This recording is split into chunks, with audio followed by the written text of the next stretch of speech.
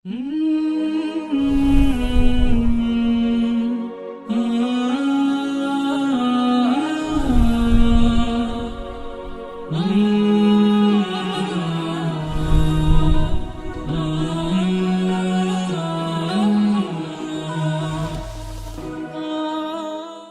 الله الرحمن الرحيم. الحمد لله والصلاة والسلام على رسول الله وعلى آله وصحبه ومن والاه. برزان خوشویستان پێ خوشحاڵین لە ئەڵقەیەکی تری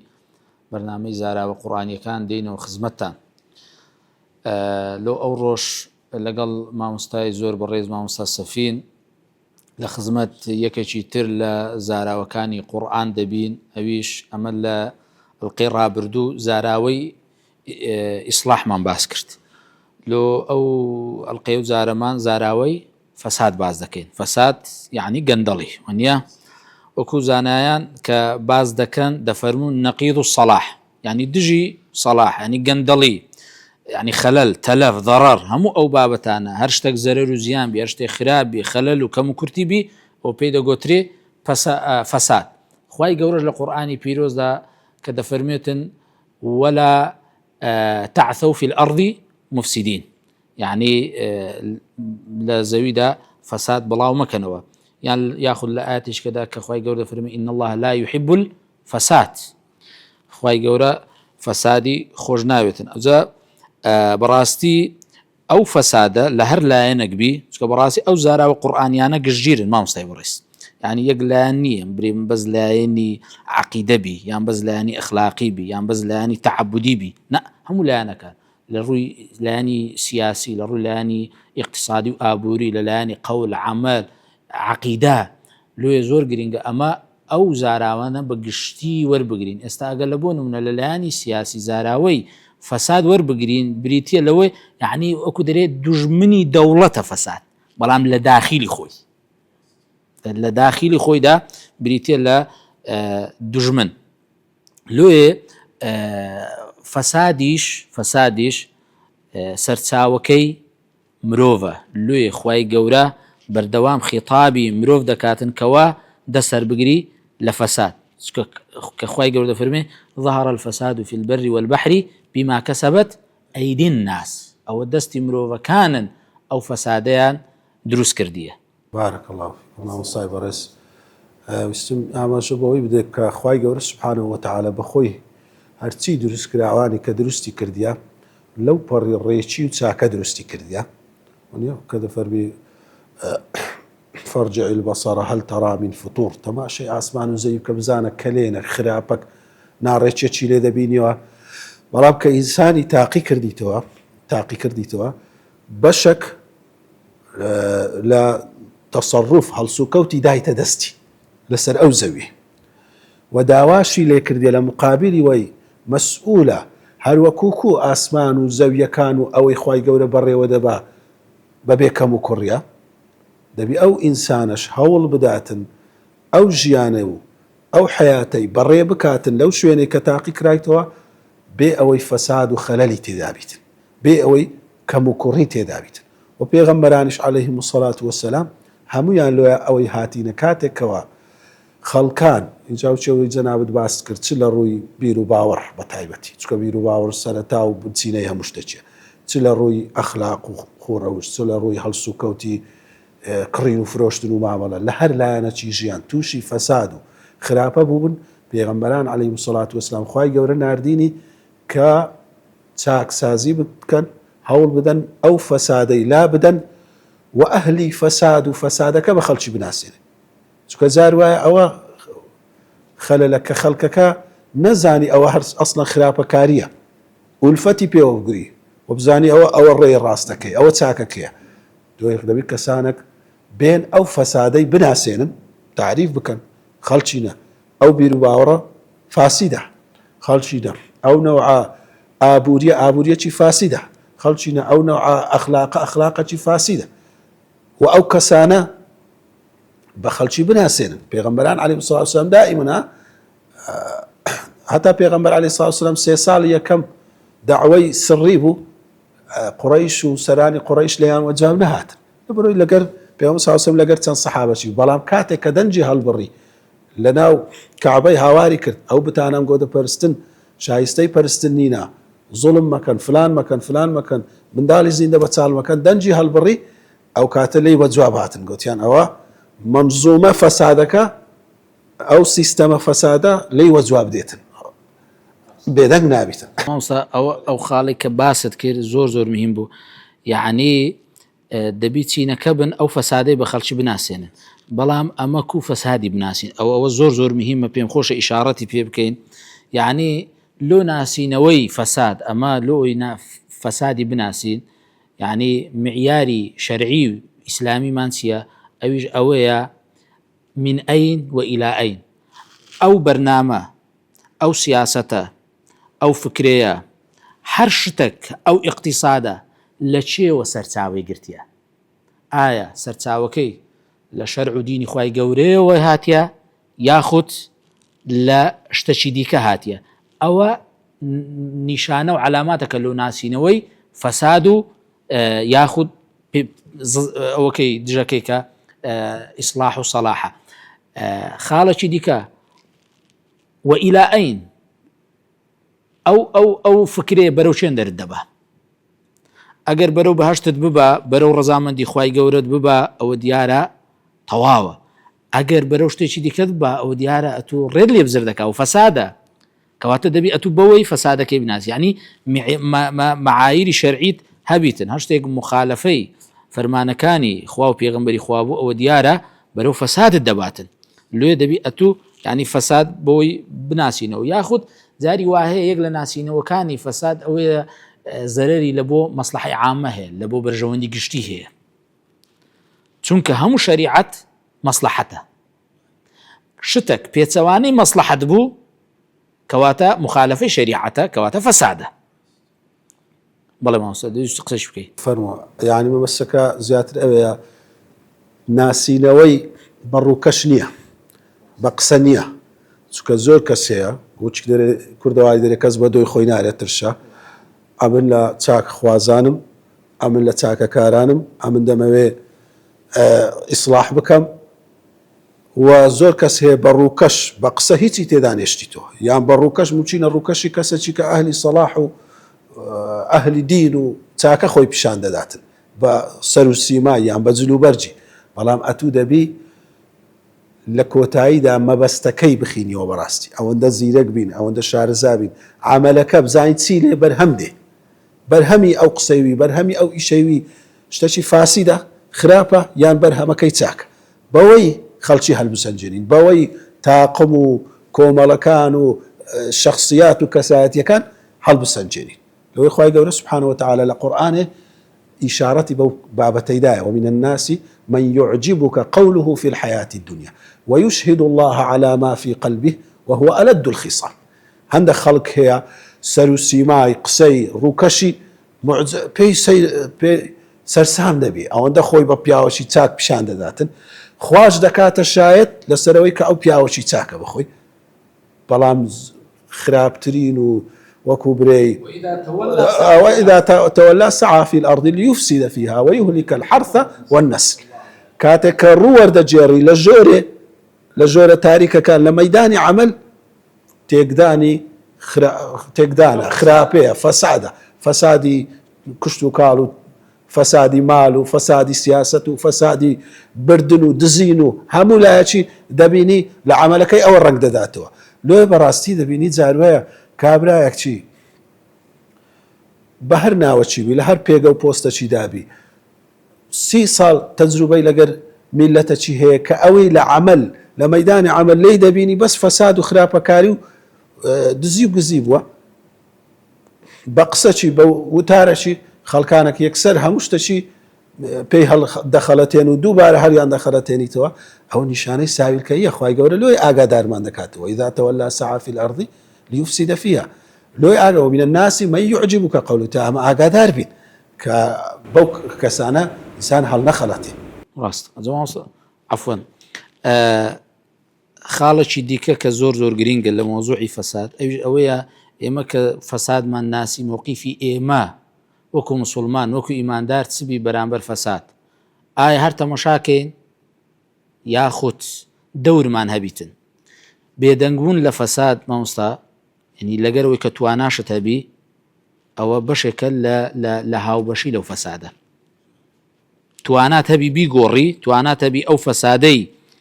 بنبڕ بکەی نەیهێلی ینی ئەمە توانامان هەبی و بێدەنجیش بین لێ ئەوە مشارەکەکردنە لەو فەسادەی لۆیە کە خوای گەورە دەفەرمێتن كنتم خير أمة أخرجت للناس تأمرون بالمعروف وتنهون عن المنكر أو نهي لمنكرها أو فساد ما بشر لوي فساد يعني كفساد كبود بيئة النهي لو فساد لو منكر بكي أو فسادش بشر لمنكر لوي براسي إيموكم مسلمان دبي دور ما نهبي لبن بركردني فساد يعني سكوت بيدنجي دبي أقدار بين ئێمە لە کاتێک کە توانامان هەیە بێدەنگبوون لە ڕووی شەرعیشەوە جائیزنی مامۆستای بەڕێز ڕاستە مامۆستاجا هەر لەوەی یعنی فەساد و خراپەکاری بە یەک کەسی ناکری هەر ئەو کەسانی کە بە بێدەنجیەوە وەکو دەرێ لەگە دەڕۆن و مسایرە دەکەن و بەنەوعەک لە نەوعەکان دەکەونە ناو سیستەمەکە دەیان ڕوێنی یعنی ئەمە زێر جار باواقعی خۆما تەماشا بکەین هەمووی هەرگلەیی دەکە هەمووی هەرگلەیی دەکە جاروەیە ئەوی سەرێک لەی لە خوارێ دەکە ئەوی خوارێک لەی لەوی دەکە لە ناو فەرمانگاکان لە ناو شوێنەکان هەمووی هەر گلەی لەویدی هەیە بەڵام دەبی بزانین بەڕاستی ئەتوو لەو سیستەمە لۆی بچێ دەرێ دەبی ئەهلی چاکەبی دەبی لەگەر خراپەکان و خراپە کردارەکان نەڕۆی چونکە ئەوە مەمزومەیە ئێستا تەماشای قورئانی بکەین مامۆستای بەڕێز دەبینی خوای گەورە سوبحانه وتعالى یەکێک لەو بەسەرهاتی پێغەمبەرانە عەلەیهیم الصلاة والسلام کە زۆر دووبارە دەبیتەوە بەسەرهاتی موسا عەلەیه السلامە لەگەر فیرعەونی کە ڕەمزی تۆغیانە لۆ هەندە دووبارە دەبیتەوە چونکە هەموو سەردەمەکان ئەو تۆغیان و خراپەکاری و ستەمکاریە دووبارە دەبیتەوە کە دووبارە دەبیتەوە خوای گەورە سوبحانه وتعالى هەموو ئەرکان و پایەکانی فەسادی لە بۆ مەڕوون دەکاتەوە لەو چیرۆکەی پای فەساد ئەرکانی فەساد هەموو سیستەمەکی فەساد لەسەر چەند پایەکی دادەمەزرێ کە 6 پایە پای یەکەمیان سەرەکە کە زاڵمەک و ستەمکارەک و تاغیەکە کە هەموو شتێک بەس خۆی دەبینی ما ئوریکم ئیلا ما ئەڕە چی فیرعەون گوتی بەس ئەوەی ئەمن دەبینم و ئەوەی ئەمن دەزانم و ئەوەی ئەمن دەرێم هەر ئەوە تەواوە پای دووەمیان هەندێک کەسی نزیک لە دەوری لە وەزیر و مەلەئەکان کە ئەوە دەوری مەلەئەکانە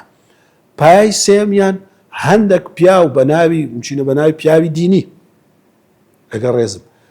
بەس کاریان چییە شەرعیەتدان و ڕەوایەتیدانە بەو زوڵم و ستەم و تۆغیانەی کە ئەوە دەوری سەحەرەی فیرعەون بوو پێشەوەی کە ئیمان بینن یعنی بە ناوی ساحیرایەتی کە لەو سەردەمی وەکو ڕەوایەتیدانی مەسەلەی غەیبی و دینی بوو ئەو دەورەی دەبین و کاهینەکان ئەو دەورەیان دەدید پای چارەمیان ڕەجوڵ ئەعمال پیاوی دەوڵەمەند کەسانی وا هەیە لە ڕووی فەسادە مالیەکەوە بەخۆی مستەفید دەبی پێ دەوڵەمەند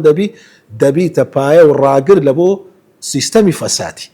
کە ئەوە چێ دەوری دەدیت قاڕون ئەو دەورەی دەدیت پای پێنجەمیان ئیعلامەکی فاسید کە وە دەکاتن وەکو میکیازێک جوانکردنێک ئەو سیستەمە پڕ فەساد و خراپەی جوان دەکە و ئەهلی چاکە و ئەهلی ئیسلاح و چاکەکاریش ناشیرن دەکاتن دەست بەسەر عەقڵی خەڵکی دابگرکەوە لەو سەردەمەی ئەو پای خۆبان زۆر جوان ئەمە دەبینین ئەوەش کە وەکو ئەو کەسانەی وەکو هامان وەکو حاشیرین ئەوەی کە لەو سەردەمی فیرعەون باز دەکرێت خەڵکی بانگ دەکەن و خەڵکی کۆ دەکەنەوە پای شەشەم و ئاخیریان کۆمەلگا و سەربازانێک کەوا بەڕاستی ئەگەر تعبیرەکە ڕاستبی وەکو برێ ساویلکەنە سادەنە بەجێل کراینە استیخفاف بعقلیان کرایە فاستخف قومه فأطاعوه ئەوانیش هەر لە ناو ئەو سیستەمە فاسیدەی و هەر خەتابار و گوناحبارن لەبەرەوەی خوای گەورە دەفەرمی ئین فیرعەون وهامان وجنودهما كانوا خاطئين ناکرێ بریا من وەڵی هەر لەگەردامە و نەعەتوش لەگەر سیستەمە فەسادەکەی مادەم دەورت هەیە لەگەرەوان لە خراپەکارانی وەخوای گەورە هەمووی سزادان مامۆستای بەڕێز ینی هەر ئیزافەتەن لەسەر قسانەی جەنابەت ینی ئەو شەشپایە کە باست کرد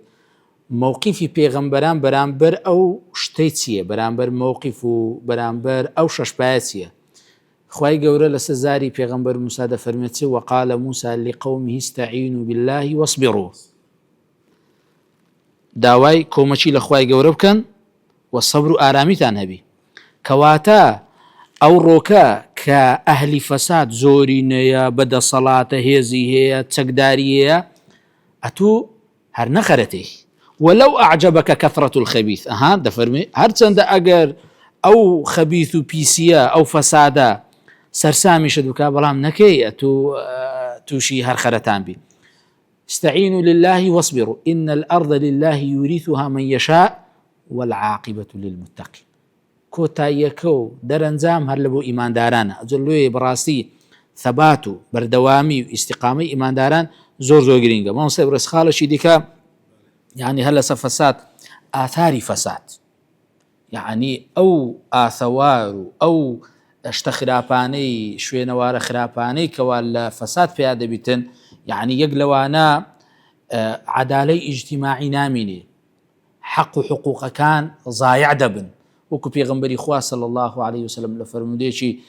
كإمام بخاري مسلم روايات يعني كده دفرمي إنما أهلك الذين من قبلكم أنهم كانوا إذا سرق فيهم الشريف تركوه وإذا سرق فيهم الضعيف أقاموا عليه الحد قوماني بيجي لو بهلاكش كسچی بەدە سەڵات کەسێکی خاوەن سەرۆت و سامان دەوڵەمەند ئەگەر دزی کرد بە حەدیان لەسەر عافیان دەکرد و حەدیان لەسەر جێبەجێ بەڵێ بەڵام ئەگەر کەسێک وإذا سرق فيهم الضعيف أقاموا عليه الحد ئەگەر کەسێک بێهێز بایە ضعیف بایە لاواز بایە ژار بایە حەدەکەیان لەسەر جێبەجێ دەکرد بەڕاستی ئەوە يعني ئەوە لە ئەنجامی چییە؟ لە ئەنجامی فەسادە چونکە بەڕاستی فەساد زوڵمە و زوڵمیش دژی عەدالەت ونیە ئەوە یەکێکە لەو ئاسارانەی کە لە فەساد ئەمە خوا بمان پارێزی تووشی دەبین و هەروەها ئینتیشاری زوڵم بەربڵاو دەبیتن وەکو ستەم دەبینی کە خوای گەورە دەفەرمێ ظهر الفساد في البر والبحر بما كسبت أيدينا وای لێرە دەبیتە دیاردە فەسادی دەبیتە دیاردە وچی باست کرد جاری وا هەیە فەساد هەن زۆر دەبی هەن زۆر دەبی فەسادەکە دەبیتە حاڵەتەشی طەبیعی ئەوە بەڕاستی زۆر مشکیلەیە خاڵێکی دیکە تەقەدم و تەنمیە تعطیل دەبی چونکە کە خوای گەورە دەفەرمێ ئەو ئاەتێک کە جەنابەت خینتەوە کە دەفەرمێ وإذا تولى سعى في الأرض ليفسد فيها ويهلك الحرث والنسل يعني حضارة وشارستانية وتقدم بيشكوتن من رادوستي نەک ڕادەوەستی بەڵکو بە پێچەوانەکە هەوڵ دەدە لۆ فەسادی کشت و کاڵ و ليفسد فيها ويهلك الحرث والنسل دەکەوە يعني فەسادی ژینگەیش هەتا ئێستا بەدەستی وەی دەناڵێنین ونیا وەکو ئینسان بە گشتی ژینگەی خۆی تێک دەدات کە لێرە ئەوە يهلك الحرث والنسل خوای گەورە پێی ناخۆشە چ ژینگەی دار و درەخت ئەو هەوا و کەشوها چ ژینگەی حیوانات و ئەوەی کە خوای گەورە دروستی کردێت تێک بسی و فەساد بکاتن خوای گەورە پێی ناخۆشە و مەبەستیتی کە ئەوە بپارێزرێت و چاک بکرێتن ئیسلاح بکرێتن کە ئەوە یعنی خاڵەکە ویستم هەر ئاماژەی پێ بدەن لە ئەسنای ئەو ئاثارانەی جەنابەت باست کرد ئەگەر مابی ئاثارەکان تەواو بکەن یعنی ئەوە زۆر مهمە ئەو فەساد و خراپەکاریە مامۆستا بە ئاماژەشمان پێدا هەموو کەس وەکو مەنزومەک دەوری خۆی دەبینی لۆ چاککردنێ وەلەوەی لەگەر ئەهلی فەساد نەبیتن بەڵام دەبی ئەو حەقیقەتەشمان لەبیر نەچیتن هەر کەسێک هەتا مەسئولیەتی زیاتر بیتن کاریگەری لەسەر ئەو فەسادەی زیاتر دەبی یعنی من نمونەشی بینوە دەرێن لە سەرۆک وەزیرانی سنگافورەی کە دەوری سەرەکی هەبووە لە پێشخستنی سنگافورە و ئەوەی کە کردیت یەک لە وڵاتانی هەرە پێشکەوتوو لەو سەردەمەی لە ڕووی اقتصاد و لە ڕووی سیستەمەکی حکومڕانی تەندروست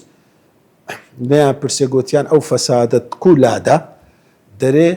قادرمە لۆی ئەگەر قادرمەک پیس بی قادرمە ئەو پایانە لۆی خایەنی کێوە دەبی لە سەری ڕەئاوی پێداکەی پای یەکەم خایەن کۆ ئەوزە دووەم ئەوزە سێم ئەوزە چارەم ئەگەر ئەتو عکس بکەی پای خوارێ خایەن کێوە لە سەرێ وچی ئاوەکە دێتەوە ئەو پیسە دیسان بەهار پیسی دەکاتەوە يعني دبي أو حقيقتك بذلك لسر هذا كريتن ديت خواري راستا وكبري هاوچێشەی دووسرە هی خوارێک کاریگەری لەسەری سەرێ دەبی بەڵام دەبی بەڕاستی بتاوێ ئیسلاح بکەی ئیسلاح لەسەری ڕاکە خاڵش کە مامۆستا يعني عیلاجی فەساد ئەمە لە کۆتاییەکەی هەندەی باسی فەسادمان کرد عیلاجی فەساد چییە ئەوە زۆر مهمە بەڕاستی يعني تربیە و عەقیدە ئیحساسکردن بە مراقبەی خوای گەورە ئەوە زۆر مهمە يعني ئەمە بتوانین تاکێک لە کۆمەلگا دروست بکەین سبێنی بەرپرسیارەتی وەربگری يعني خاوەن مەبدە و عەقیدەک بی و هەست بە مراقبەی خوای گەورە بکاتن ئەوە زۆر مهمە خاڵێکی دیکە هەست بە بەرپرسیارەتی کردن کە پێغەمبەری خوا صلی الله علیه و سلم كلكم راع یان بەرپرسیارەتی کە ئەبوو ذەر داوای کردیە پێی نەبەخشیە لەبەر چ بووە ئینەها ئەمانە ئەوە ئەمانەتە لێ هەموو کەس ئەوەی نییە تو بەرپرسیارەتی وەربگریتن خاڵێکی دیکە مامۆسای بەڕێز زۆر مهمە لە بۆ محاربەی فەساد عقوبە هەبی بوونی عقوبە یەکێکە لەو خاڵانەی کە لۆ بنبڕکردن و کەمکردنەوەی فەساد زۆر گرنگە کە خوای گەورەش لە قورئانی پیرۆدا دەفەرمێ إنما جزاء الذين يحاربون الله ورسوله ويسعون في الأرض فسادا أن يقتلوا أو يصلبوا أو تقطع أيديهم وأرجلهم من خلاف أو ينفوا من الأرض.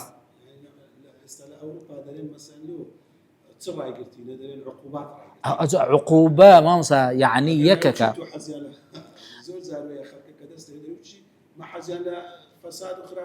أو زليرج مامسا أو فسادش بنكرهاتي ويسعون في الأرض فسادا هرهم فسادا لهر لا نقبو بيوست عقوبة لبو هبيتن لو أو كوا أو فسادا نمينيتن وخالة دي كمان سايبرس يعني شفافية وضوح يعني أو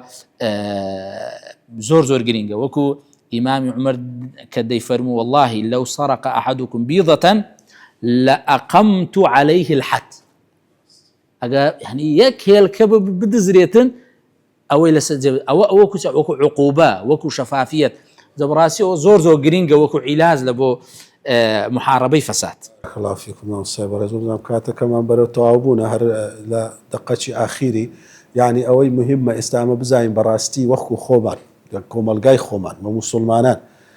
حسب ما ترسي بكين سكزار وإنسان كهستي بما ترسي نكرت خوينا باريزي براستي أما كاتي خوي كولاتي إسلامي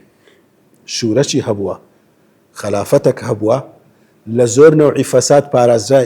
بارزراو بو أو خلقه لنا وخو رنگا زور شت روي دابيتن بلام لروي فسادي عقدي وفكري درقا نكرايتو لو همو فساد وخرابتشي بلام استا درقا كراوية لبو همونا زور فكرتشي كابرا لو سري دنيا بهوي انترنت وبهوي او بيشكوتني دنيا هي يكسر او فساد ديتن او فكرة على قبلقا هرس زورك بيتن ديتن فسادي اخلاقي بروبزان لناو كتشوكركان ما لنا قطاب خانكان ما خلكانك هي لا تسبل هاو دكاتو دبي زور اقاداريان بين دبي زور اقادار بين براستي لهمو لانتي اما مهددين بو فسادي يعني كاتي خوي لنا او هوليري لا قرك قديمه كان استاش هي وكو شوينوار لا قلاتو لقرك كان نزي قلاته دركدو حلقي بيو وحلقك لو بيان حلقك لو افرتان اگر پیاو هات بی پیاوانی لیدا او هاتیا برام بری راستا اگر افرد بی افرد هاتیا تماشای او جوا اصلاحي مقارنه بك بزوي فسادي او سردمي هيك كوكرايتوا خوي گوره همولا كمان بباريزيتن يعني زور كرين غدا على خوي گوره دكن ك خومان ومعلوم من دالمان وكوملغايا كمان لهم زور خرابو فسادك بباريزي ليردا دينا كوتاي ما صور زغر اشتكتنا ما بيتن كاتا كما توابوا صلى الله على نبينا محمد وعلى آله وصحبه وسلم.